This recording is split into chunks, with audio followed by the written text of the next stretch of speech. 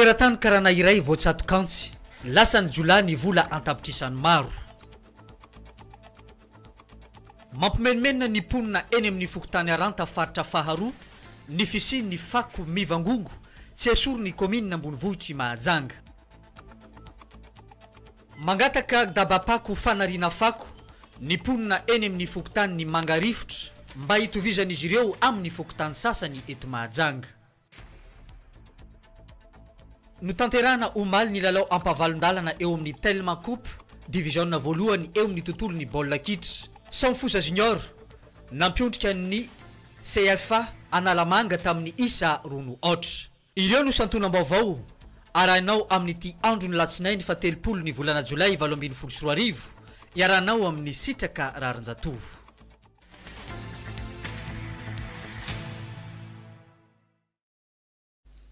Ny fotoana ny fampalalam-baovao eto amin'ny radio telenaka afaly manatra ny araba isa tokotra ndray toko lasy toko vavy tonga ao anatin'izao fotoana ny fampalalam-baovao amin'ny atoandro eto amin'ny radio telenaka amin'ny radio telenaka izao ary manasanao mpanajana ny tenako anjo izany etra amin'ny farany hoetitsika nyboana ny fotoana ny fampalalam-baovao amin'izao atoandro izao mahakasika indrindra ny atsy fandripahalemana izay niseho teny amin'ny fokotany Mahajanga be ny zoma fa 17 ny volana Jolay lasa teo fantatra mantsy fa teratany karana anankiray renim-pianakaviana no voatsatokantsy vokatry ny fanafian-jola izay niseho tao amin'ny toeram-pivarotan'izy ity hoarahantsika avetrany ara ny andindininy mahakasika an'izay voatsatokantsy ka naratra mafy ity ramatoa teratany karana iray tompona trano fivarotana eny Mahajanga be jola misy roa no nanatanteraka io asa ratsy io nandritra ny fotoana fanakatonany ity teratany karana ity ny tsena tamin'ny enora sasany ariva ny zoma fa 17 ny volana Jolay lasa teo lasa tamin'izany ny vola antapitrisany maro niaraka tamin'ny finday 6h15 io olo tonga io dia 6h15 ro tonga io dia le mamany le zaza io zany le zaza io mivoaka aloha izy mivoaka aloha dia le rola miambily antany io zany nanao blouson mainty izy fe tsy fantatra andreo zany le blouson mainty fa to misy moustiquaire maintimainty io dia nitindrendreo vozo le zaza io dia nampidirindreo izy niaraka mamana ny tranonao dia nafodindreo le izy azonao nafodindreo le izy dia nivangoendreo le mamany dia nitenendreo aiza le vola dia mamany niteny fa vola midokanao dia reo vola midokanao dia direct fa nivangoendreo famaky izy famaky roa lany tondra famaky roa teny naraka laza le madame io niteny amiko ke nivangoendreo izy ke famaky tsaro couteau bon alors ke lasa le tsaiky vavy io zany vangoendreo popondreo tirendreo izy ya le tsaiky vavy io ke misy téléphone zany amin'ny posinazy téléphone io latsaka igny dia nahita le téléphone reo dia nalendreo le téléphone igny dia nitenendreo mamany fa nivangoendreo ny bokaliony nibiafiny mamany le varavarana dia nalendreo le varotro ny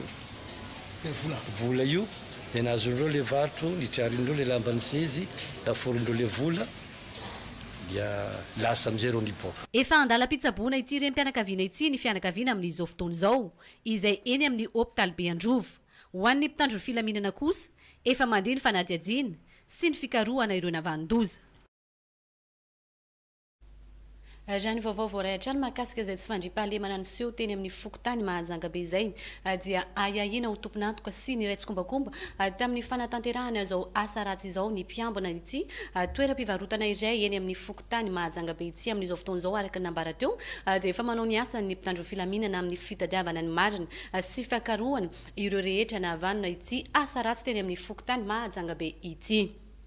fa ho any amin'ny fokotany mangarivotra kosa indray tsika amin'ity vaovao manaraka ity manoloana ny fiparitahan'ny fako ao amin'ity fokotany mangarivotra ity dia misy ny fitarainana izay voarain'ireo tompona ndraiky fokotany ataon'ny vahoaka eny an-toerana ka nisy ny fanatanterahana Antsoavo izay nataon'ny ase fokotany tao an-toerana ho amin'ny commune Andrenivohitra Mahajanga mba hizaran'izy ireo ilay dabapako ho an'ny fokotany mangarivotra izay ho arahantsika ary fanadihadiana manao Antsoavo ho an'ireo tompona ndraikitra eo anivon'ny commune Andrenivohitra Mahajanga ny se fokotany ao amin'ny fokotany mangarivotra mba hanomezan'izy ireo ilay dabapako misa efatra izay nampanantenany ireto farany noho ny fitarain'ireo mponina ao an-toerana amin'ny tsifisiany toerana fanaripako no antony nanaovana izao antso avy izao. Koa zay zany dia manao teny antsipy any amin'ny ben'ny tanàna manjanga mivantana mihitsy ity zany satria araky ny dinika izay natao teny amin'ny hôtel de ville tsy nidinika moa zany efa araky ny resaka natao talohan'ny fitokanana an'ireny baka ordure reny dia nametraka zany tao amin'ny fedidin'ny tanàna fa misy baka ordure efatra tokony apetraka eto Mangarivotra ary dia reo olona reo na eno tsara zany fokon'olona dia tonga miresaka ty aminay ka ampitanay amin'ny ben'ny tanàna zany zavatra zany aiza le baka ordure efatra voalaza fa omena ny fokotany Mangarivotra anadiovana ny tanàna satria manentana ny olona zany zay tao anadioka dia isorana meloa zany ny ben'ny tanàna sy ireo mpikarakara mba anatitra ny anjaran'ny Mangarivotra ny baka ordure efatra. Voalaza ny se fokotany hatrany fa anisan'ny toerana be vahoaka ny fokotan'ny Mangarivotra izay atidiny ka maro araka izany ny fako izay mivoaka ao. Noho ny tsifisiany izay toerana anariana fako izay anefa dia lasa niparitaka eran'ny tanàna izay fako izay ka miteraka aretina sy fahasalamana ho an'ny fokotany ao amin'ny fokotany Mangarivotra. Eo amin'ny tontolon'ny asa sosialy kosa indray raha ny fantatra dia mbola eto taptanana Mahajanga amin'izao fotoana izao ny filompitantana ny fikambanana asa anaty famigitraka nisy araka izany tamin'ny sabotsy lasa teo ny fionany tamin'ireo mpikambana nizarana nizarana indrindra ny fampizarana ny sosiny tsara nandritra n'izay taona 2024 izay niarahan'izy ireo izay teo ihany koa ny fizarana fanomezana ho an'ireto mpikambana reto asa efa fanao ny asa anaty famigitraka ny fiona amin'ny mpikambana toy izao raha ny voalaza teny an-toerana iarahantsika amin'ny Aldora Kotalala. Niona tamin'ireo mpikambana rehetra ao amin'ny fikambanana asa anaty famigidraka ny filio ambony naitrany dia Ramatoa Asanaty ny zoma maraina fa 7 volana Jolay tao amin'ny Maison de la Culture ny Mahajanga tahaka ny efa fanaony dia misy hatrany ny fanomezana omeny ho an'ireo mpikambana rehetra ao aminy. Voalohany indrindra moa dia isorana mpikambana anatin'ny fikambanana asa anaty famigitraka namaly ny antsonay satria somary tamoka be zany le fiantsoana ary somary niova kely zany programme satria zay raha vao manao dia fataonay zany après midi foana dia tamin'ity zany natao maraina mihitsy satria maro be zany projetnay ao dia androany zany misy fizarana vary ao na ny mpikambana anatin'ny fikambanana asa anaty famigitraka dia tsy janona eo fotsiny zany fizarana fa mbola volana raiky zany zaho eto dia par semaine zany zay misy hetsika sosialy foana ho ataonay mandritra ny sady manao vakansy moa zaho eto dia manao asa soa koa satria asa soa tena diako eto dia androany zany fizarana vary faly zaho mitafatafa amin'ny mpikambana anatin'ny fikambanana asa anaty famigitraka dia kazadiny teny filamorantsika jiaby atsika toujours wera ary wera tsy maintsy mandia 24/24 7/7 365 jours tsisy tambana wera iny efa nazavako tamin'ny plateau te fa hoe miwera amin'ny zavatra tsara zany fa tsy le wera le amzakaratsy. Ny mpikambana ao amin'ny fikambanana asa anaty famigidraka wera tsy maintsy mandeha ireo no mahazo voalohany amin'ny fizarana fanomezana omeny. Ankoatr'izay dia entanina trano ny rehetra mba hiditra ao anatin'ny fikambanana ahafana misitraka izao fanomezana izao. Ity fikambanana ity boko tsy nanolo raiky zany fa nantsika jiaby dia mikasika le demande zany maro be demande tonga aminay atiky dia zay moa zany tsy manavaka foko tsy manavaka finoana dia afaka mampiditra demande jiaby zany olo jiaby dia mikasika koa zany le fanampiana zay zany tsy voalohany zay tsy manampy ivelan'ny fikambananay fa mpikambana anatin'ny fikambanana manana bagy no mahazo tombotsoa anatin'ny fikambanana dia fikambanana tiky zany iarasana zany le ohatra zany zay manao fizarana dia hitamba be foana zany reo fataonay fa zay tsy le manao hoe tombotsoan'olo raiky fa nany maro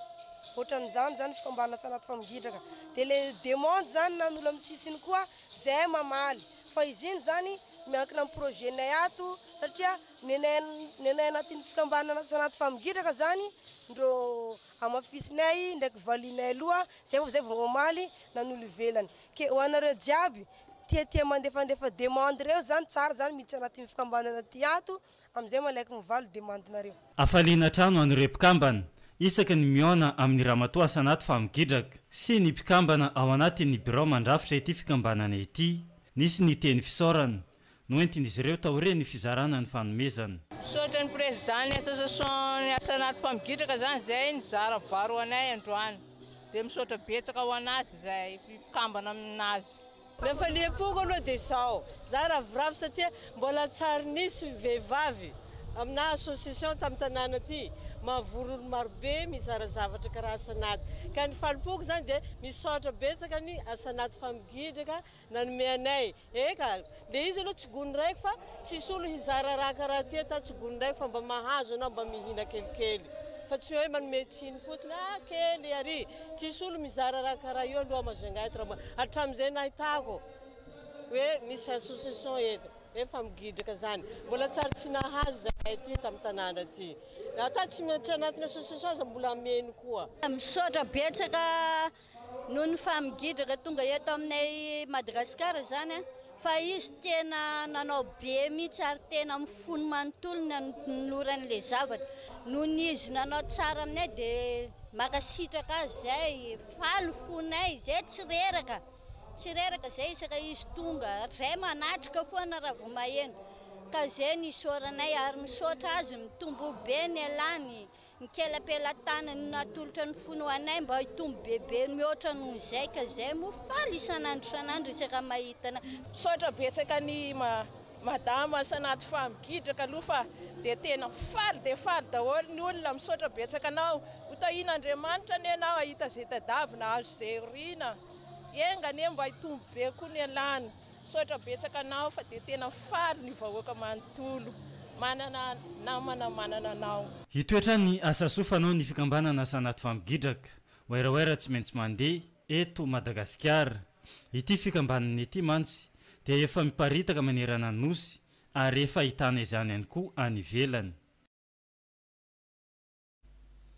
Hotoizantsika eo amin'ny tontolon'ny fampianarana indray kosa ny vaovao amin'izao fotoana izao. Tamin'ny sabotsy fahavalo amby roapolo ny volana Jolay lasa teo no fotoana nankalazany ny lycée privé Nicoletta ny famaranan'izy ireo ny taom-pianarana tamin'ity taona 7 valo ambin'ny folo sy roa arivo ity hetsika maro nataon'ireo mpianatra izay notrony ny mpampianatra rehetra ary ireo ray aman-dren'ny mpianatra ihany koa no natao tamin'izany fotoana izany tao amin'ny tranoben'ny kolontsaina ny Mahajanga moa no natanterahana ity lanonana teo amin'ny lafiny fampianarana ity arahantsika miaraka amin'ny Altora Kotoa Lalatrany. Nahazo fanomezana manokana avokoa ireo mpianatra nahazo ny larana telo voalohany isaky ny kilasy tao amin'ny lycée privé Nicoletta nandritra ny famaranana ny taom-pianarana 7 no nizarana ny fanomezana ho an'ireo mpianatra ireo sy ny bulletin ho an'ny mpianatra rehetra tao amin'ny tranoben'ny kolontsaina ny Mahajanga ny sabotsy fa 20 volana Jolay 2024. Ity fotoana ity moa izay notrony ny ray aman-dren'ny mpianatra rehetra. Misaotra n'Andriamanitra lehibe tokoa tamin'ity androany ity no nanomezany tombonandro fahavelomana ny fahasalamana ary natanteraka izao fotoana izay nokasaina natao teto amin'ity telo volana farany ity. Androany moa zany no fotoana izay nizarana ny bulletin mpianatra ny sekoly Nicoletta teto Maison de la Culture ko dia ny dera sy ny lazo no amin'izay dia ho an'Andriamanitra rery ihany. Ny vokatra aloha tsy dia mahafapo raha amin'ny tena satria mpanabe anao ary koa tompona andraikitra voalohany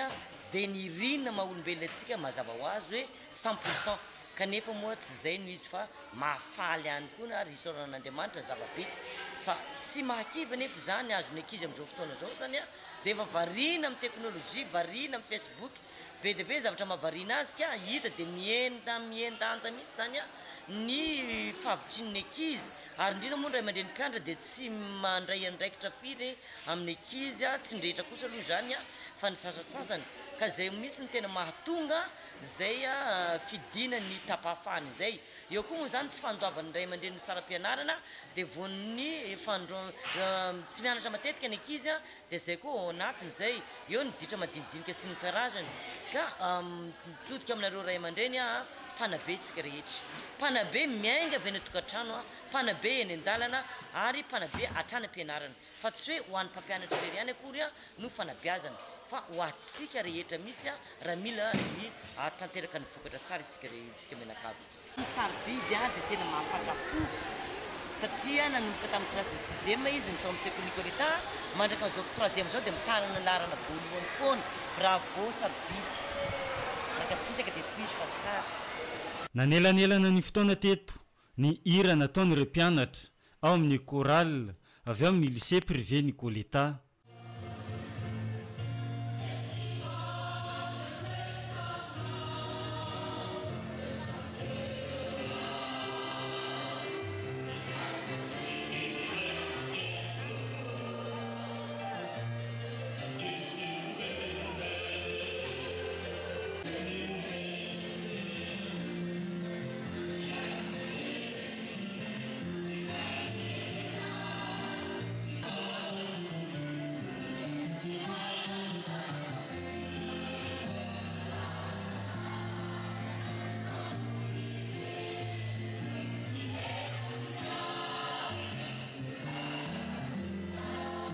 Ny 10 aogositra ho avy izao dia efa manomboka sady ny fisoratana anarana ho an'ny taom-pianarana vaovao 24 sy 20 ny taom-pianarana manaraka moa zany a dia manomboka amin'ny voalohany volana o zany a fa teny volana o zany a no manomboka ny fisoratana amin'ny taom-pianarana ka dia manentana ny tsirairay zany amin'izany fisoratana anarana zany fizahay indray dia vonona ny anome tsara lavitra mihoatra nefa natao teo ary mikatsaka mandrakariva ny aombiazana ao anatin'izay a olana zay voalazako teo zay a dia jerena aiza zany no hitetika indray a atonga zany fahombiazana izany ny klasy a manomboka amin'ny jardin d'enfant ka hatramin'ny terminal no misy ao amin'ny Nicoleta ary zay indrindra no hitondraka fanazavana eto hoe mety matsikatra hoe zay tsy dia manao an'ireny a lanonana matetika ny antony dia izao be loatra izahay amandrivo ny 3 arivo latsaka kely ny mpianatra sarosarotra ihany ny nentina mpianatra anatin'ny 3 arivo indray mandeha zany a na ao anatin'ny carnaval na ao anatin'ny fihetsiketsehana samihafa ka zay no mahatonga anay hoe misy fotoana zany a somary manomana milavidavitra zay vao tonga amin'izay fanateterana izay hiezaka hatrany ny tompona andraikitra ao amin'ny lycée privé Nicoleta mba anatsara hatrany ny vokatra amin'ny taom-pianarana ho avy io. Lycée privé Nicoleta izay hitantsika ao amin'ny fokotany Mangarivotra miditra avy ao amin'ny bois sacré.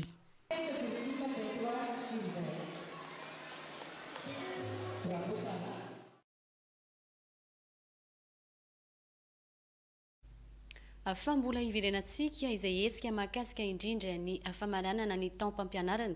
tamin'ny taona 17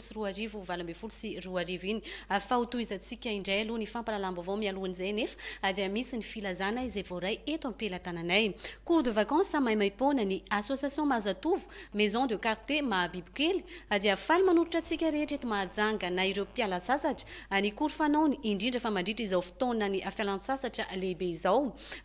ny fampianarana ny teny français sy anglais cours accéléré natao an'ny débutants sy ny avancé mianatra isan'andro afaka misafidy koa ianao na maraina na atoandro na hariva misy ihany koa ny cours spécial ho an'ireo ankizy kely ny droit 10 000 ariary écolazy ve tsy misy fa bôjy faharetan'ny fianarana kosa roa volana manomboka ny volana aogositra ka hatramin'ny volana septambra taona 20 sy 20 fidirana ny fahafito ny volana aogositra taona 20 sy 20 mitondra sary tapaka iray marina fa ny droit 10 000 ariary io ihany dia ahafahanao mianatra français sy anglais miaraka ary mahazo certificat amin'ny farany fianarana misy examen alohan'ny izarana izay certificat izay ho an'ny mpampianatra kosa traikefa mandritra ny taona maro ireo mpampianatra aza misalasala ary manantona misoratra anarana ao amin'ny maison de quartier Mahabibikely fa efa misokatra ny fisoratana anarana filan-kevitra ny 032 76 666 20 na ny 033 08 976 77 eo ihany koa ny 034 66 331 93 araroty ary fa tsy hitanao naizanaiza eto Mahajanga izany dia izay ny mahakasika an'izay filazana teto am-pelatanana izay fa misy ihany koa ny filazana izay ao ambadika ao Jehova no mpiandry ay tsy hanan-java-mahory a salamo fahatelo amin'ny roapolo amin'ny finoana sy fanantenana ary ny fitsanganan'ny tena maty no ampandrenesanay anareo ny namana sy tapaka fa nihavana malalanay raha vao Arsolo Julienne mpampianatra ny sotro-ronono tao amin'ny école privée Bambino sy école privée Veille dia natsony iray nodiany aminy anio alahady maraina fa 7 volana Jolay taona 2024 tamin'ny 10 maraina rehefa nivahiny raika amin'ny 70 taona teto tany. Ny razana dia hiareta tory ao amin'ny tranony zanany Madame Lala ao ambadiky Paraky Sambatra. Ny razana dia hiala ny talata ariva faraka amin'ny 30 volana Jolay taona 2024 ao arin'ny fanaovam-beloma azy farany ao amin'ny fiangonana METM Tsaramandroso amin'ny Rora Tolakandro. Natao ity filazana ity hosolon'ny fampandrenesana ho an'izay tsy tratrantso noho ny hafelon-drano be loatra.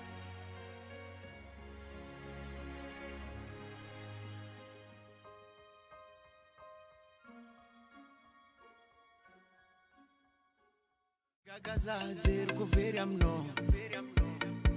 in loatra magino you baby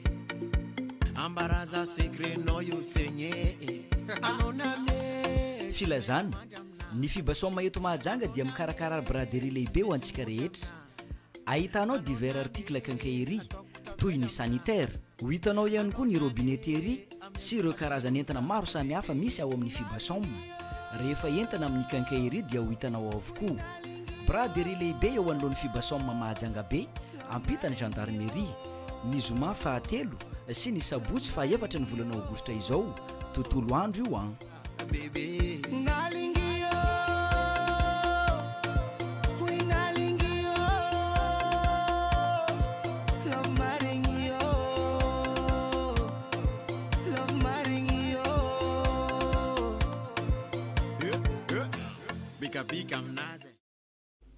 Falavam-baovao hafa tanteraka misy kosa indray dia nanatanteraka fiaraha-misakafo ireo mpikambana vehivavy ao amin'ny filongoben'ny Sakalava eto Mahajanga. Ny asabotsy lasa teo teny amin'ny Petite Place no atoerana no safidin'izy ireo anatanterahana izay fiaraha-misakafo izay fanamafisana ny afiraisakiny ary fanatsarana ny fikambanana ihany koa no antony nanaovana izao fiaraha-misakafo izao iarahantsika amin'ny Anise Rasmanjimby.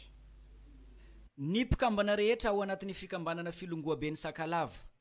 nanokana fotoana niarahany sakafo teny amin'ny Petite Plage Amborovita amin'ny sabotsy fa 17 ny volana Jolay. Omby matavy miisa 3 no novonona tamin'io andro io mba ho nofokena amin'ny tampihavanana ho an'ireto foko Sakalava ireto. Nialoavany diabe namakivaky ny tanànan'ny Mahajanga ity fiarahana ity tamin'ny zoma fa 9 ny volana Jolay. Nasesy ny teto tanànan'ny Mahajanga ireo omby 3 ireo. Niainga avy teny amin'ny fokotany Ambovoalana ka ny farana teny an-toerana ihany izany.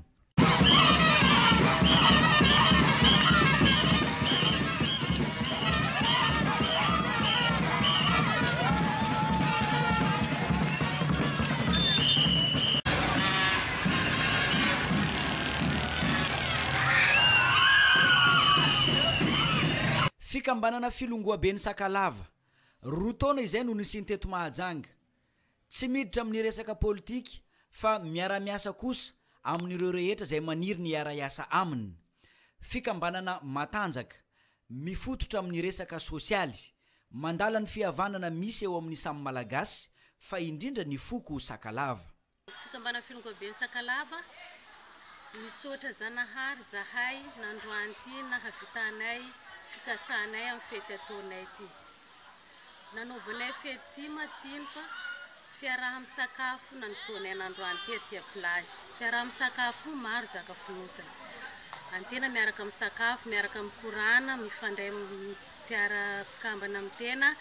manjary mitombo fifankatiavana zany satria rehefa manao fety zany olo jiaby bravo mitombo fifankatiavana pikambana jiaby. Ty fety ataondroany ty moa dia fetinay Sakalava miaraka amin'ny sakafo. Ka ny hisanay zany eo amin'ny 500 mahery. Zay ndraika tsy misakagna hoe tsy idiran'olo fa zay tegna faly fonay zany raha havo olo jiaby manotrona anay zany raha tianay zany tsy mifidy zahay zay tonga manotrona anay zany tsy manda zahay nahia karaza hafa ra izy vona iara-iasa aminay manaraka ny disiplinenay manaraka ny fihepetranay zany dia vonona zay ny andray azy mikarakara ny zahay Sakalava zany mba mba tsy saratsara ka mba ho raiky zahay mba tsy adiady na hoe misy alaolagna fa mba ho raiky zany zahay manentana andreo zany zahay hiditra ikambana amin'ny fikambanana ty satria Sakalava io voalohany maro be manomboka boka atsimo jusqu'à avaratra vonona zahay andray anareo jiaby tsy koa mila ikambana dia manaraka an'izay koa fety ty manisy olona nampy anay aminazy ty misy directrice n'université des droits et sciences politiques io nanampy anay be isoranay manokana izy amin'ny fanampiany anay satria amin'ny mahazanaka Sakalava azy tiany hiroborobo fikambanan'ny Sakalava nanampy anay izy amin'ny fety nataonay nandroany ty fa sezy amin'izao fotoana eo amin'ny jardin Kaila amin'ny tragnony madamo Florence président mitarika fikambanana filongobe Sakalava docteur Hadjiky izay mipetraka Antsahavaky zay zany izy koa fa te hiditra manatona an'ireo olo reo zagny ny marikitra nanao aminazy reo atongonao amin'ny manangy manokana satria tsika mahay hoe miamaivagna kokoa asa raha ohatra ka manangy mitarika manangy lelay mipetraka amin'ny mahalelainazy mitarika amin'ny ankapobeny raha manangy resaina madame Nadia zany no mpitarika manangy visinazy madame Florence rehefa mitady zay fomba anao azahoanao vaovao feno na te hiditra agnatin'ny fikambanana dia manatona an'ireo madama roa reo dia feno fidiranao ary natao tsotra fomba fidirana izay mahasakalava tsy natao fitadiava izy ty fa natao ho fagnavotana daga fitiava dia natao 2 miditra agnatin'ny fikambanana 10 ny latsakemboka isambolana ny fikambanana filongoaben'ny Sakalava nisy ny fiarah-mikorana fiarah-miala etaeta natao teny amin'ny petite plage Ambourvy ity ny fotoana ny fahankalalany samy mpikambana amin'ny mahafialam-boly azy ity dia nisy ny fanehoana ny dihy sy ny kolotsaina Sakalava teto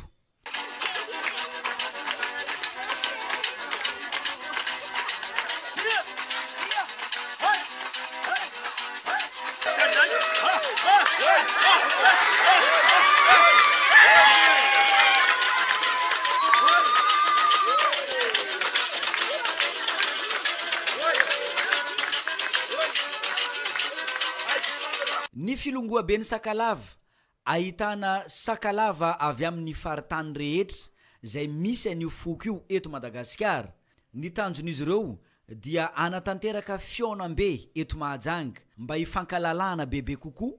eo amin'izany samy foko Sakalava eto Madagasikara izany raha ny fanazavana voaray teto an-toerana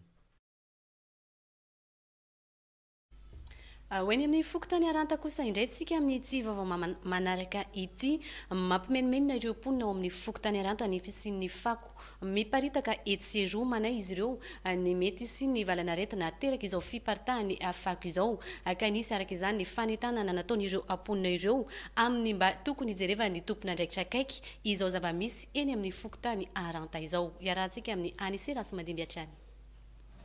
efa mampitenony mona ny fofona maimbo ateraky ny reto fako be mivangongo ato amin'ny secteur 2 fokotany ny aranta ireto betsaka ny olona manararoatra tonga manary fako eto amin'ny ity toerana ity amin'izao fotoana izao efa miompampana misavovona ny fako raha ny zava-misy hita eto an-toerana manoloana an'izay dia velon-taraina ny mponina eto amin'ny fokotany ny aranta secteur 2 efa tsy azo iainana zany le fofona noho ny vokatra n'le fanariana fako marina zany izy io ohatra ny fahitako anazy eto hoe fanatotorana lavaka tokotany le misy rano fa eto le am'le faritra misy anay zany ohatra ny tsy am'le lavaka tsony no anarindreo anazy fa ohatra eto am'le faritra manodidina misy anay ka manoloana an'le fofona zany tena hita hoe tsy mety zany le tokony anarindreo fako eto fa tokony ataondreo am'le toerana zay mitady anazy zany le fako ohatra ny fahitako anazy zany ohatra fa miaopefy zany le fanarindreo fako io zany tsy haiko hoe na commune veny maniraka an'le olona sa le olona mihitsy ny tena tsy matsapa tena le mpanary fako hoe mba misy olona mipetraka eto dia mba atao araka ny tokony noho izy zany le fanariana fako raha misy olona mitady hoe mila te hanototra an'le tokotany am'le fako dia tokony atao ao anatin'le lavaka am'le tany tokony totorana zany le izy fa iarahantsika mahita ngambany raha jerevana ty eto faritra misy anay ty dia tena hita mihitsy fa tena hoe miaina amin'ny fako zany zay eto nefa zay manana ankizy mikohaka lava le ankizy la manana reti-maso lava le ankizy vokatra an'le fofona tokony fa tsy hanariana fako tsony fa mitaraina le vahoaka hoe maimbo betika misy afo dia ohatran'izay ihany mandoro anazy le izy nefa misy olo mahita dia tsy dora ndray fa ohatran'izay ty miazakazaka mitondra rano am'sio ohatran'izay le izy le fanaripako ohatran'ny fa ela fa ela ka ohatran'ny fa misy roa taona zay ka manotritra tany ohatran'ny anay zao ohatra fa vita fa any ambadika any zao tavela dia ohatran'ny arindreo aloha eo amin'ny ino izy aloha eo le izy fa le fako aloha tamin'ny fotoana nanaovana le fako aloha nanamboarana lalana ihany fa tsy hoe fako totorana tany na fako atao inona fa lalana namboarana taminy ary le lalana namboarana tamin'ny fako iny efa vita fa efa totorana tany le ambonin'le fako fa le olona mpanary fako zany misy manararoatra atino anarindreo fako zao zay vao manambela sécurité zao miandry an'io satria eo amin'ny lasite misy no anarindreo mivavalalana fidirana eo ka sarotra aminay hiteny olona zany le olona mandidina tokony hiteny an'io tsy miteny teneninao reo mba miandry an'io nefa ny avodiny lakorondreo anaovana le fako ka le angavinay zany le fako tokony ajanona le fako aloha raha tena marina tokony ajanona le fako satria tototra ihany le kanalina rano amin'le lasite ka io kanalina rano amin'ny lasite io zany io tena mila fanamboarana mihitsy io lasite io ka miangavy zay amin'le ty kanalina ty ihany manaherana anay eto arata eto ka tiako le kanalina zany mbola amboarina na dia misy kely aza ambany zay mba manampy koa manao nanamafy ireto mponina eto amin'ny secteur 2 fokotany ny aranta ireto fa natao anotorana ny tany eto amin'ny ty toerana misy azy ireo ity no antony izao fanariana ny fako eto amin'ny manodidina izao ankehitriny anefa efa betsaka ny manararoatra satria dia maro ireo olona zay tonga eto manary an'izany fako izany anika efa miopapana efa tsy araky ny tokony ho izy intsony ny zava-misy raha ny eto amin'ny manodidina takin'izy ireo ny andraisa ny tompona andraikitra isan'ambaratonga ny fepetra mba hialana amin'ny fako mivangongo sala am'izao fa tsy toerana izay natokana anarinan'izany akory ny eto amin'ny ty toerana ity ho iatrany ny fanazavana antenena araka izany fa efa tonga eny amin'ny ivondreo tompona andraikitra izay fitarainana no entin'ny mponina ao amin'ny fokotany aranta izay fa lafomba vao afa tanteraka misy kosa indray ho malalahady fa 20 ny volana jolay no nanatanteraka lanonana fifiarabana tratran'ny taona 2024 ny fikambanany ampelany amelaky nafana dia nafana ny lanonana tamin'ny fotoana io araka izao hitanterany Aniselas Mandimby amintsika azy zao ny fikambanany ampela avy amin'ny faritry melaky nanatanteraka fiarah-mikorana tamin'ny alahady fa 20 ny volana jolay mbola tafiditra amin'ny fankalazana ny fahatratrarana taom-baovao 2024 ihany koa ity lanonana izay natao ity fikambanana ampela avy amin'ny faritry melaky nanalazy tanteraka tamin'io andro io nandihy ny sotro sy niarany sakafo fety be no natao naresaka ny lanonana nataony ireto fikambanany ampela avy amin'ny faritry melaky ireto jereo am'izao anie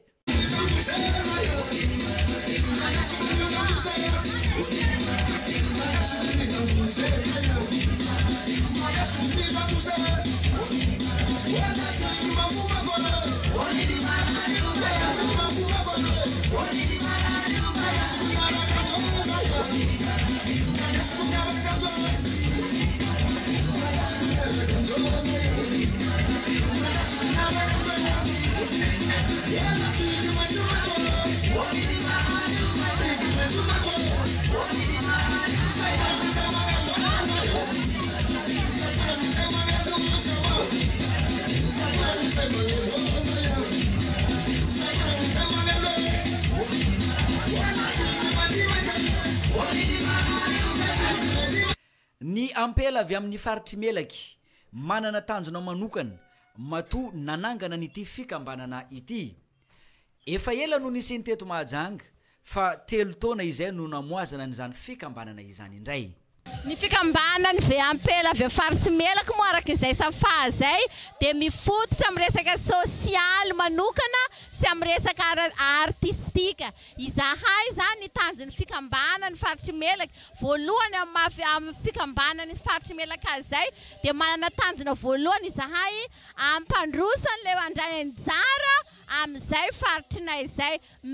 mba ampafantatra ny rehetra zany indrindra antsika eto Mahajanga ny momba ny faritry melaka ao anatin'izay zany ao amin'ny faritra amin'ny lafiny ekonomika indrindrandrindra amin'ny fikambanam-behivavy anay dia eo amin'ny lafiny artistika zany amin'ny kolotsaina zany izahay eo zany maneho ny resaka kolotsaina avy any faritry melaky ary sosialy moa satria izahay moa le boka lavitsy zay ny vondrona agnatin'ny fikambana mba hifanotrognanay amin'ny mahalavitsy anay zay lafa misy ny fifalia indrindrandrindra moa lafa misy ny fahoriana zay mahazo ao agnatin'ny fikambana. Miisa 200 ny mpikambana ao anatin'ny fikambana ny ampela avy amin'ny faritry melaka eto Mahajanga amin'izao fotoana izao. Fikambanana mijoro ara-panjakana manana ny maizy azy ihany koa. Eto moa zany zaho dia mbola manao fanentana avao lay maro tsika mpela boka amin'ny faritry melaka zay eto Mahajanga ka mbo manentantsika lay zay mbo mirorororo. Fa mijoro fikambana ty ato la tsy araky ny fieritreretantsika azy hitantsika zao fisahataona zao ka manentantsika le mba ilitsy agnatin'ny fikambana maro tombotsoa azo agnatin'ny fikambana satria voalohany amin'ny mahalavitra antsika zay afa vao le tombotsoa iaraha ao zany agnatin'izay lafa misy ny fahoria mahazo anao hitantegna lamaeva ny fahoria lafa misy ny fanotrona ny mpikamba ao agnatin'izay zaray aby ny fifaliana fahoriana ka mbola manentana antsika le tsika zay ampela indrindrandrindra amin'ny fikambana ampela mba ilitsy agnatin'ny fikambana ampelany avy amin'ny faritry melaky. Zay zany fanentana nataoko farany fa ka miroro le fa maro raha tokony ataontsika mba anehoantsika n'izany faritry melaky zany. Tamin'ity lanonana zay notanterahin'ny fikambanany ampela avy amin'ny faritry melaky ity tonga nanome voninahitra izany ireo olobe ray aman-dreny olo manan-kaja avy amin'ny faritry melaky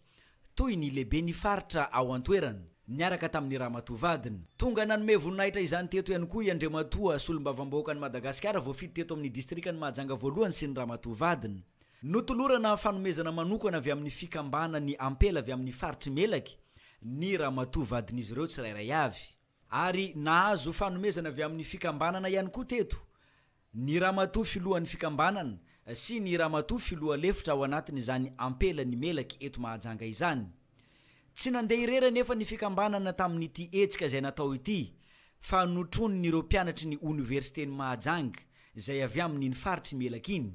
Nisy teto ny fanehoan'izy ireo ny disy izay mampiavaka azy ireo avy any amin'izany faritra izany.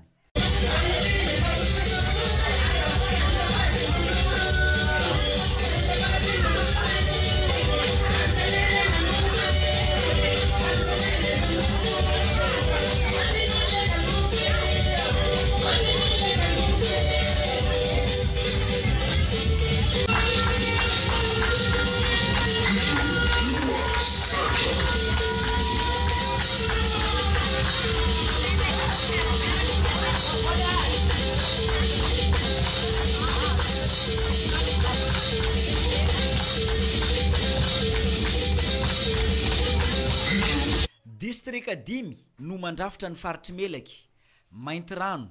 Tamborano, Besalampy, Morafeno be ary ny distrika ny Ambatomainty. Samy nahitana solitena avy ao anatin'ity fikambanana ity avokoa ireo distrika rehetra ireo. Amin'ny daty ny 12 hatramin'ny 17 ny volana septambra izao no anaovana ny andiany 17 amin'ny Jeux de Melaky amin'ny ity taona 2024 ity. Nandritra izao lanonana izao dia nalaina ny saraka ny mpikambana avy amin'ny ampela avy amin'ny faritry melaky teto. Naresaka ny lanonana ny masoandro nodiny nampalahelo. Filazana, cours de vacances maimaimpona ny association Mazatovo maison de quartier Mahibibikely dia faly manotratra ho antsika rehetra eto Mahajanga na ireo mpialan-tsasatra ny kory fanaony indrindra fa mandritra izao fotoana ny fialan-tsasatra lehibe izao ny fampianarana teny français sy anglais cours accéléré natao any débutant sy ny avancé mianatra isan'andro afaka misafidy ihany koa ianao na maraina na tolakandro na hariva misy ihany koa ny cours spécial ho an'ireo ankizy kely ny droit 10 000 ariary écolage ve tsy misy fabojo fa aretan'ny fianarana 2 volana izany hoe manomboka ny volana aogositra ka hatramin'ny volana septembre taona 20 sy 2 arivo fidirana kosa dia ny fahafito ny volana aogositra taona 20 sy 2 arivo mitondra saritapaka iray marina fa ny droit 10 000 ariary io ihany dia ahafahanao mianatra français sy anglais miaraka ary mahazo certificat amin'ny farany fianarany nefa kosa misy ny examen alohan'ny zarana izay certificat izay mpampianatra manana traikefa nandritra ny taona maro aza misalasala ary manatona misoratra anarana ao amin'ny maison du quartier Mabibikely fa efa misokatra izay fisoratana anara izay raha mila afilan-kevitra fanampiny ianao dia afaka miantso ny laharana 032 76 666 20 na ny 033 08 976 77 eo ihany koa ny 034 66 331 93 ary rotiary fa tsy ho hitanao naiza naiza eto Mahajanga izay ho arahantsika ihany koa ny filazana izay vaovao omanao Jehova no mpiandry ay tsy hanan-java-mahory a salamo fahatelo amby 20 amin'ny finoana sy fanantenana ary ny fitsanganan'ny tena maty no ampandrenesanay anareo ny namana sy tapaka fa nihavana malalanay raha vao Arsoly Julienne mpampianatra ny Sotroronono tao amin'ny école privée Bambino sy école privée Veille dia natsony iray nodiany aminy anio alahady maraina fa 7 ny volana Jolay taona 20 sy 2 arivo tamin'ny 10 maraina rehefa nivahiny raika amin'ny 70 taona teto tany ny razana dia hiareta tory ao amin'ny trano ny zanany Madame Lala ao ambadiky paraky sambatra ny razana dia hiala ny talata ariva faraka amin'ny 30 ny volana Jolay taona 20 sy 2 arivo ao arin'ny fanaovam-beloma azy farany ao amin'ny fiangonana METM Tsaramandroso amin'ny Rora Tolakandro natao ity filazana ity ho solon'ny fampandrenesana ho an'izay tsy tratrantso noho ny hafelon-drano be loatra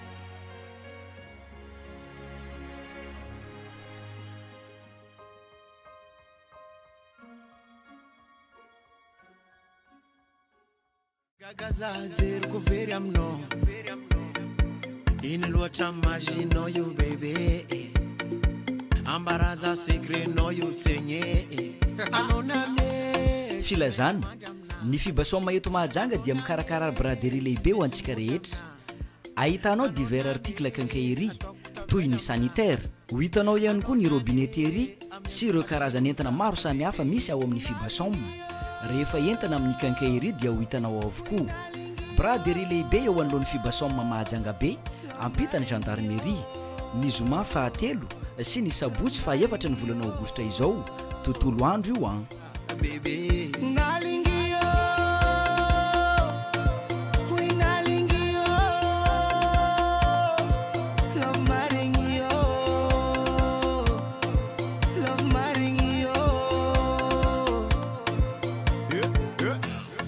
bika amnazy fa iverenantsika kely ny eo amin'ny lafiny fampianarana tsy diso anjary tamin'ny fanaovana hetsika ho famaranana ny taopam-pianarana 7 sy 2 arivo 20 sy 2 arivo ihany koa ny école Zoisillon ety Tsaramandroso ambony fanehoan'ireo mpianatra ny fahaiza-manaon'izy ireo nandritra izay taopam-pianarana lasa izay no nanamarika ny hetsika tamin'ny fotoana io ho arahantsika vetrany ary toy ireo sekoly rehetra eto tampampianarana Mahajanga dia tsy nanao ambanin-javatra ny famaranana ny taopam-pianarana taona 7 sy 2 arivo 20 sy 2 arivo ihany koa ny sekoly les Zoisillon ety Tsaramandroso ambony ka nanatanteraka nanonana tao amin'ny salle polyvalente ny polisy mangarivotra izy ireo niaraka tamin'ireo mpianatra rehetra sy ny ray aman-dreny ihany koa ny antony ny événement androany ariva tima zany napremity izao dia famaranana ny taom-pianarana 7 sy 2 arivo 20 sy 2 arivo toy ny fanaon'ny sekoly rehetra zany dia mahazatra ary fanao ny maneho ny talenta sy ny fahaizana manokana nanandreo ankizy ireo mba entiny amaranana ny taom-pianarana zany ka hatramin'ny kilasy kely indrindra moa zany ka hatramin'ny kilasy farany lehibe zany zay misy ao amin'ny école les Zoisillon mariana etona ihany koa zany a fa raha ny valina zany ny taona 7 sy 4 valambefolo sy 4 dia efa hiditra sady indray koa ny taona 7 sy 4 7 sy 4 izay lazainay entona zany fa amin'ny volana oktobra raha sitrapon'ny avril dia manomboka indray ny année scolaire 18-19 zany. Fampisehoana diso tsy anjery isan-karazany no nandravaka ny fety tamin'io fotoana io ary nandritra izay ihany koa no nananararotana ireo atompona ndraikitra sahady namelavelatra sy nanandamina ihany koa any fandahara-potoana rehetra ho an'ny taom-pampianarana vaovao 12 sy 4 7 sy 4 ho avy izao.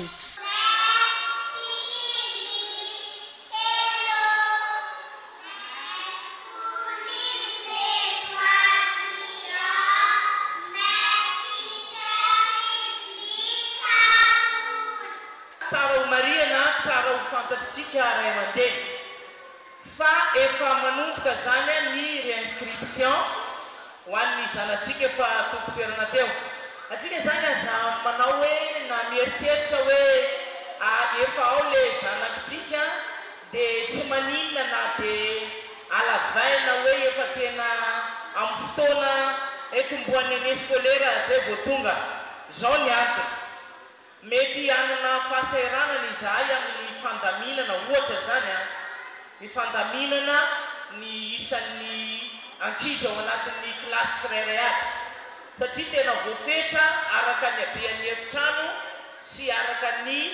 fenitra pédagogique zany ny isan'ny zaza ao amin'ny salle de classe zany. Tsara ho fantarina ihany koa mbola ho aseho amintsika amin'ny haino aman-jery eto an-toerana zany fa misy nouveau local zany hoe toerana vaovao indray hametrahana ireo zanakitsika ao anatin'ny préscolaire zany ny petite section de ny moyenne section ary ny grande section angatahana amin'ny ao ambony izy tsy hoela zany eo akaiky ny sekolontsika io ihany misy toerana izay efa nomanina handraisana andreo préscolaire reo zany zany hoe hitokana tanteraka ny toerana misy ny primaire zany hoe CP1 ka hatramin'ny CM2.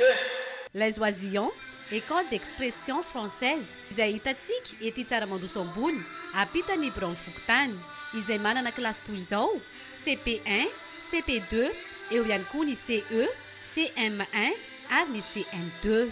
Angamba ny efa maro ny mahafantatra fa amin'izao fotoana izao dia mampafantatra indray izay ny fisian'izany sekoly izany izay mandray ny faharoa taona dia izay fahombiazana tanteraka moa zany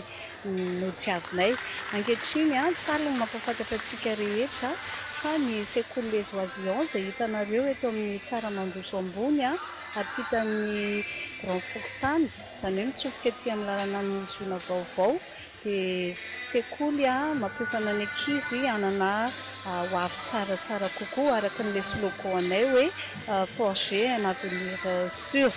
Dia noho izany rehetrarehetra izany dia ampahafantarina anareo ihany koa fa izay ato izany dia expression française ary expression anglaise ihany koa dia nefa noho izany rehetra izany na dia teo ary dia manao ihany koa izay ny tendrazantsika tsy adino misy ny fiofanana ho kabary na ho antsika ray aman-dreny ary dia misy izany rehetrarehetra izany koa manantena ny fahatongavantsika ho an'izay liana sy teo isa ny fianakavian'ny Les Oisillons dia anantona sy anoratra anarana. Nofananana tamin'ny proclamation ho an'ireo mpianatra nahazo noty ambony indrindra ka samy nahazo izay avokoa ny kilasy rehetra. Ireo ray aman-dreny ihany koa tamin'ny fotoana io afa-po tanteraka tamin'ny kalitaon'ny fampianarana nomeny ny Les Oisillons, école d'expression française Les Oisillons, forger un avenir sûr.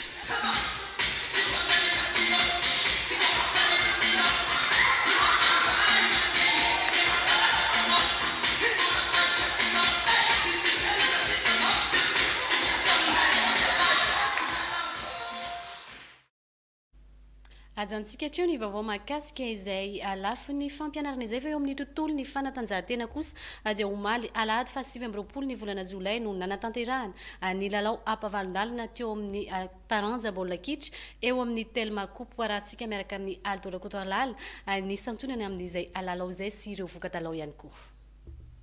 Ireo ekipa sangany toa ny LGK Plus, Knapsa Sport ary ny Fosa Junior Boeny no tafavoaka mpandresy nandritra ny ampavalondalana teo amin'ny Telma Coupe de Madagascar izay nitanterahana ny fa 17, fa 18 ary fa 19 ny volana jolay lasa teo.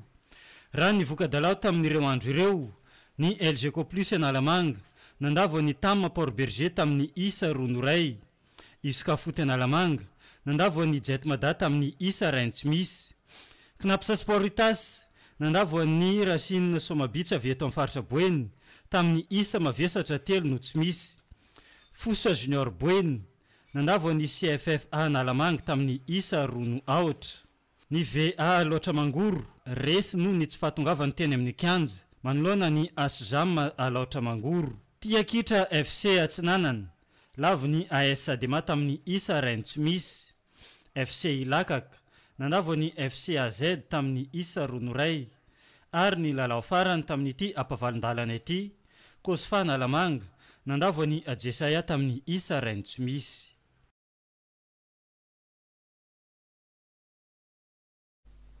Fa manao toy vakana ny lanonana teto tapitanànany Mahajanga ny farany herinandro teo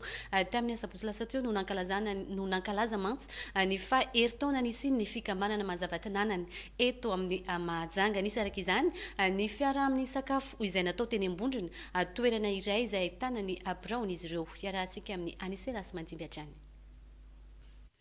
Nakotrokotroka ny fety nataony fikambanana mazavantinyanana eto Mahajanga tamin'ny sabotsy fa 20 ny volana jolay. Fankalazana ny faheritaona ny jorony izany fikambanana izany ka nanatanteraka lanonam-be ny fikambanana mazavantinyanana tamin'ny fotoana io. Nisy ny fiaraha-misakafo ondrikondroka no novonona tamin'izany,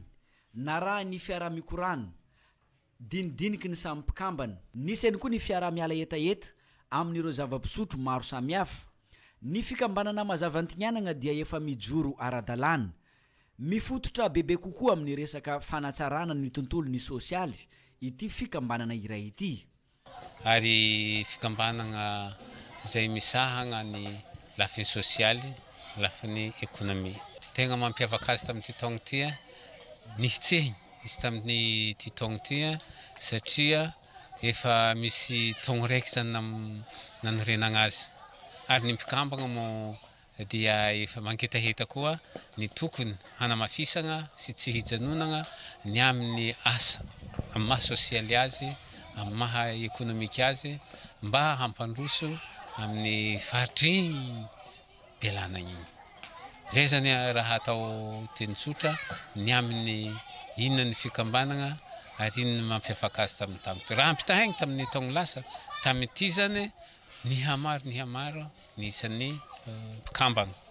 ary nahay nidiniditra lalindalina kokoa amin'ny zavatra kendren'le fikambanana zany ny fankalazagna ny mazavantinyanana tamin'ity taogno ty.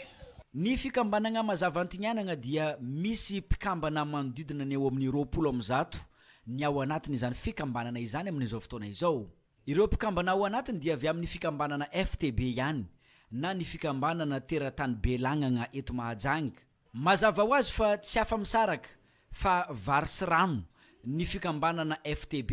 na ny fikambanana teratany Belagnana sy ity fikambanana mazavantinyanana ity. Zay eto manana fikambanana teratany Belagnana, manana fikambanana mazavantinyanana. Io fikambanana teratany Belagnana izany fikambanana renbe fa ny fikambanana mazavantinyanana zanaka fikambanana ao agnatin'ny fikambanana teratany Belagnana. Zay zany teny hazava ho an'ireo mpikambana agnatin'ny fikambanana teratany Belagnana mba tsy isian'le hahiahy hoe sao dia hampisaraka fikambanana teratany Belagnana. Io tsy misaraka ary mahatsapa fa ny fikambanana mazavantinyanana dia zanaka fikambanana teratany Belagnana. Fa io mitovy ray aman-dreny anankiray. Rehefa manana zanaka izy roa telo efatra dia regny zanaka regny mety samy managna ankohona dia ohatran'izay koa zany fikambanana mazava tignana ankohonana anankiray ao agnatin'ny fikambanana teratany Belagna ary ny fagnaraha tsy mahazo mampisarika fikambanana teratany Belagna ary tsy mahazo miala agnatin'ny fikambanana teratany Belagna ny mpikambana ao amin'ny fikambanana mazava tignana fa ny fitsinjovana ny fampandrosoagna afatra tignana io Belagna zay faritra andrefagna fa managna tombony bebe koa amin'ny fandrosoagna dia malataka ny avy tignana magnaraka zay ny fitezagna zaza ao agnatin'ny fianakaviagna anankiray dia moramora kokoa izy miteza zaza ao agnatin'ny fikambanana mazava tignana toy zay miaraka tezegny ny fikambanana ao agnatin'ny teratany Belagna ka misaotra antsika foagna aza mihafa hamisaraka ny fikambanana tena ao agnatin'ny fikambanana teratany Belagna io fikambanana mazava tignana amin'ny mazava tignana dia hojerenay hoe move mpikambana marigna ao amin'ny fikambanana teratany Belagna ve ianao zay raha zay no izy dia raisina tsy misy fepetra ny anao zany ho tafiditra ao agnatin'ny fikambanana mazava antignanana tsy magnavadrazana tsy magnavapoko io fikambanana fa zay olo jiaby te hiditra ao agnatin'izay fikambana mazava antignanana zay dia afaka miditra fa mila magnaja le fepetra ao agnaty ary agnisany ngeza ao agnatin'izay fikambanana mazava antignanana zay dia ny filatsahanao ho mpikambana feno managna zo feno ao agnatin'ny fikambanana teratany Belagna tsy ny onona fotsiny amin'ny hoe fiaraha-misakafo sy ny fisotrosotrona fotsiny ny mpikambana ao anatin'ny fikambanana mazava antignanana fa nisy ny zava-maneno teto niara-ny faly nitoy tamin'ny dihy ho fanehoana ny aravona noho ny faheritaona nyity fikambanana ity zany rehetra izany karazana mozika maro samihafa no nandihizana teto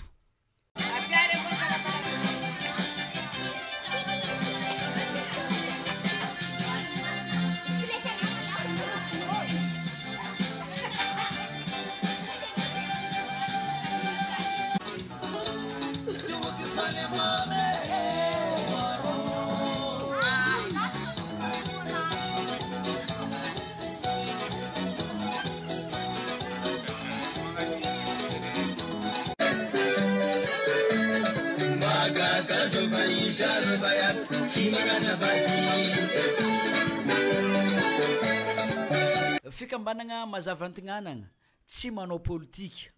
mbola vonona andray ireo zay atea natevin-daharana andrafitra nyity mazava antignanana ity araky ny fanazavana ireo tompon'andraikitra ka magnantso atsika avy amin'ny ilany antignana na nalaka vai avy agny na nanambady akagny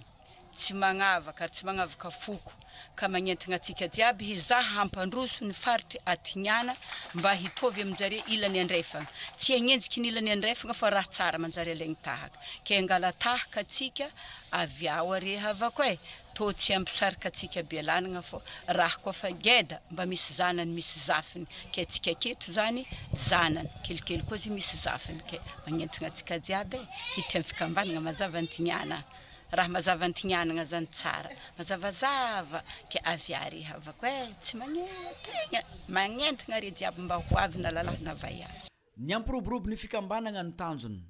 tamin'ny taona lasa dia efa nisy ny fanokafana ny lalana ifamezivezem-bahoaka teny amin'iny fokotany ny ambondrona iny zay nataony ity fikambanana mazava antignanana ity fa iverana kely eo amin'ny tontolo ny sosialy indray tsika ny fokotany mahabibikely no ny safidiny ny fikambanana ny zanatany karana nozaraina ilay sakafo ara-pahasalamana etsika izay efa fanaon'izy ireo isaka ny asabotsy tamin'ny asabotsy lasa teo araka izany no ny zarana izay sakafo ara-pahasalamana izay tao amin'ny fokotany mahabibikely olona manodidina ny zato teo no ny sitraka izany tamin'ny fotoana io hoarahantsika ireo mpianatra avy amin'ny sekoly tsy miankina ny koleta misa efatra indray no noentin'ny fikambanana ny zanatany karana nanatanteraka ilay fizarana sakafo ara-pahasalamana no sady mamaim-pona tao amin'ny fokotany mahabibikely ny sabotsy fahavalo amby roapolo ny volana jolay lasa teo ankizy marefo sy abe antitra manodidina ny zato teo no nisitraka io asakafo ara-pahasalamana io ka velom-pisaorana izy ireo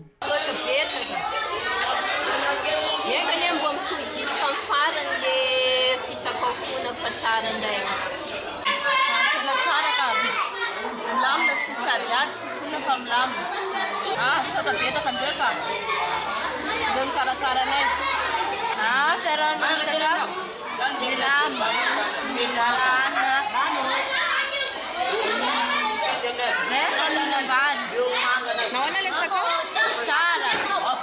mafaranga joky misaotanareo misaotanareo zany nagnano sakafo Tetsakilan'izay dia nitondra fisaorana ihany koa ny sefokotany ao an-toerana dia ny sefokotany ny mahabibikely izany. Eto moa zahay dia misaotra reto fikambanana karana amin'izay ezaka sefokotany ataon'ireo satria ngamba zava-dehibe aminay eto amin'ny bibikely zao fahatongavan'ireo amin'ny fanomezana sakafo ho an'ny be anitra sy ankizy ireo dia falifaly ireo sady voky ireo ka eto dia maromaro koa tahaka izao fanaovana asa soa ohatran'izao ao Andriamanitra no amaly izay soa ataondreo amin'izao vahoakanay mabibikely izao. Tamin'ny fotoana io dia sady niarany sakafo tamin'ireo olona sahirana ireo mpianatra no nikarakara tokoa toy ny ahoana ary no afahitanareo izao hetsika izao. Tena mahafinaritra aloha le hetsika nataon'ireo vahiny nefa izany dia angalatsika fianarana mba ahafahantsika manampy ireo namantsika satria ray tanjazana mitovy amintsika izy ireo. Hitako fa tena sahirana ireo raha tsika tsy miaraka amin'ireo dia mety sahirana ireo amin'izao fizarana izao satria maro mahatra eto amintsika. Isany faly zay nasena nanampy an'ireo vahiny nizara sakafo teto amin'ity maison de carte ity androany. Isaoranay an'izareo zany dia ahafahanay ihany koa mianatra ny zavatra ataon'izareo ahafahanay rehefa lehibe koa izay dia mba mianatra ny zavatra ataon'izareo mizara ihany koa. Atsika malagasy rehetra zany niza rehefa malagasy tsika mila mahay mizara ohatran'ireo vahiny ireo. Fa anisany mampiavaka ny fizarana toy izao ny fananany ireto zanatany karana ireto vahiny manotrona ny asa soa izay ataon'izy ireo. C'est vraiment magnifique parce qu'il y avait des gens qui n'avaient pas l'occasion de manger mais qui ont cette occasion aujourd'hui.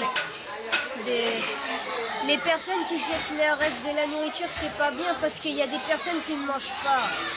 Donc essayez de finir au mieux votre nourriture quand vous mangez. Raha ny fantatra dia efa niverimberina matetika teto amin'ny fokotany mahabibikely ny fizarana toy izao ary mbola itoy manerana an'ireo fokotany misa 420 eto tampon-tanànany Mahajanga izany. Fa mialohany idirantsika amin'ireo maresaka avy any ivelany dia ho verenana vakina aminao farany ireto filazana ireto. Filazana cours de vacances maimaimpoana ny association maro zatovo maison de quartier mahabibikely dia faly manotritra antsika rehetra eto Mahajanga na ireo mpialan-tsasatra ny korfanaony indrindra fa mandritra izao fialan-tsasatra lehibe izao ny fampianarana teny français sy anglais. Cours accéléré natao ho an'ny débutants sy ny avancé mianatra isan'andro afaka misafidy ihany koa ianao na maraina na tolakandro na ny hariva misy ihany koa ny cours spécial ho an'ny ankizikely droit 10 000 ariary écolase ve tsy misy fapojo fa aretan'ny fianarana 2 volana izany hoe manomboka ny volana aogositra ka hatramin'ny volana septambra taona 2020 sy 2020 fidirana ny fahafito ny volana aogositra taona 2020 sy 2020 mitondra asa ary tapaka iray marina fa ny droit 10 000 ariary io ihany dia ahafahanao mianatra français sy anglais miaraka ary mahazo certificat amin'ny farany fianarana misy kosa nefa ny examen alohan'ny izarana izay certificat izay mpampianatra manana traikefa nandritra ny taona maro aza misalasala ary manatona misoratra anarana ao amin'ny maison de quartier mahabibikely fa efa misokatra izay fisoratana anarana izay raha mila fanazavana fanampiny ianao dia afaka miantso ny 032 76 666 20 na ny 033 08 976 à 77 eo ihany koa ny 034 66 331 93 ararao tiara fa tsy ho hitainao naizanaiza eto Mahajanga izany anaraka ny filazana efa fonina indray sika. Jehova no mpiandry ay tsy hanan-java-mahory a salamo fahatelo amin'ny 20. amin'ny finoana sy fanantenana ary ny fitsanganan'ny tena maty no ampandrenisanay anareo ny namana sy tapaka fa nihavana malalanay raha vao Arsolo Julienne mpampianatra ny sotroronono tao amin'ny école privée Bambino sy école privée Veille dia natsonondray nodiany aminy anio alahady maraina fa 7 volana Jolay taona 2024 tamin'ny 10 maraina rehefa nivahiny raika amin'ny 7 taona teto tany. Ny razana dia hiareta tory ao amin'ny tranony zanany Madame Lala ao ambadiky Paraky sambatra. Ny razana dia hiala ny talata ariva faraka amin'ny 30 volana Jolay taona 2024 ao arin'ny fanaovam-beloma azy farany ao amin'ny fiangonana METM Tsaramandroso amin'ny Rora Tolakandro. Natao ity filazana ity ho solon'ny fampandrenesana ho an'izay tsy tratrantso noho ny hafenondrano be loatra.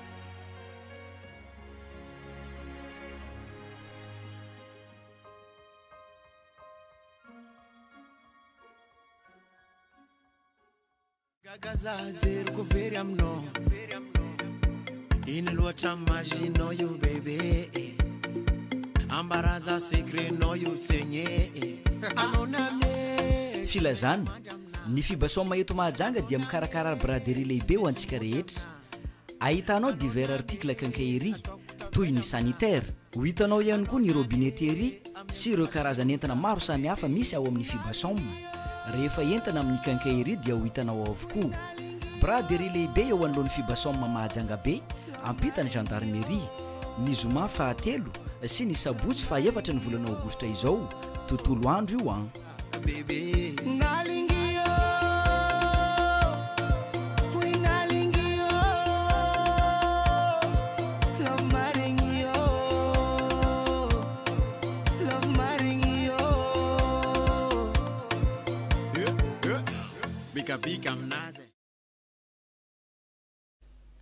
ho an'ny vaovao iraisam-pirenenantsika mety ihany io ity dia mahakasika indrindra ny fifidianana filoham-pirenena izay natao tany Mali izay notanterahana tamin'ny Omaly alahady fa 7 ny volana Jolay. Iarahantsika miaraka amin'ny Aldora Kotoarlala.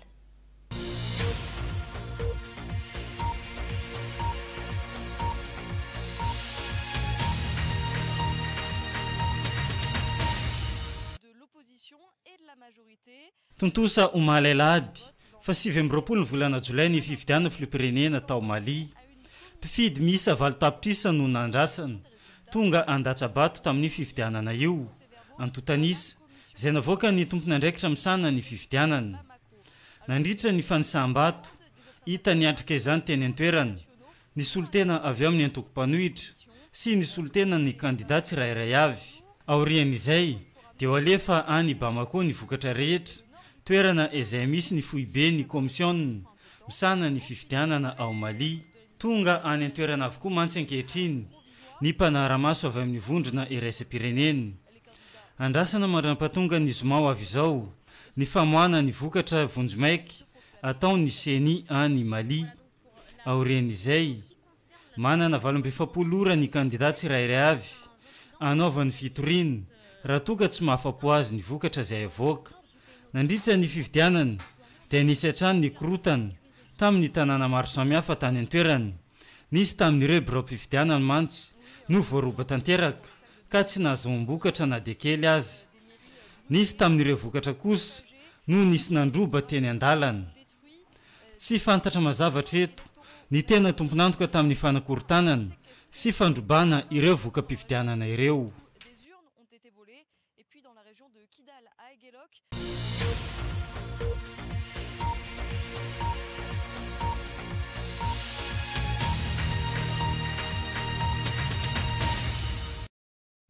Dia izay ihany koa no masaka azo natolotra tamin'ity androny alatsinainy fa 30 ny volana Jolay taona 2024 ity ankasitrahako feno ny fanarahana hatramin'ny farany ny fotoana ny fampalalam-baovaontsika isorany ihany koa ny mpiara-miasa rehetra dia nanangona n'izay vaovao izay sy nampita ihany koa teo ihany koa ireo mpiara-miasa akaiky dia ny Coiffure Lorenzo ety tsara mandroso ambony apitan'izy zona vaovao izay nanao volo sy ny tareta amin'ity anio ity teo ihany koa ny Bemray Shop eny Mabibsity ao ambony ny Nuitec izay nampiakanjo ihany koa isorana betsaka ianareo ny tena kokosa dia mametraka ny veloma mandrapitafa veloma tompoko.